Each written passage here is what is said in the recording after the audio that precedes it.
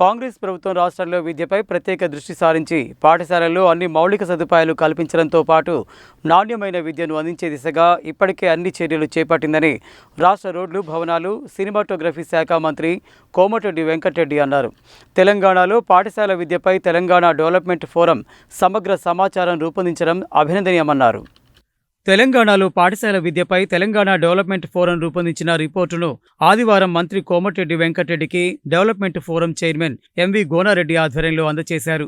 ఈ సందర్భంగా మంత్రి కోమటిరెడ్డి మాట్లాడుతూ తెలంగాణలో పాఠశాల విద్యపై తెలంగాణ డెవలప్మెంట్ ఫోరం సమగ్ర సమాచారం రూపొందించడం అభినందనీయమన్నారు. అదేవిధంగా Bhuvanagiri MP Kiran Kumar Reddy, MLA Kumbham Anil Kumar Reddy, Nakrekal MLA Vemula Veeresham, Nalgonda మాజీ MLA Nandyala Narasimhareddy, MLC professor Kodandaram, పాఠశాల విద్యా principal secretary Burra Venkatesham, school educational commissioner AV Narasimhareddy, retired IAS అధికారులు Akunuri Murali Venkatreddy, scientist professor Aldas Janaiah, ZP CEO Premkaran Reddy, teachers union నాయకులు హర్షవర్ధన్ రెడ్డి తదితరులు కూడా అందజేశారు.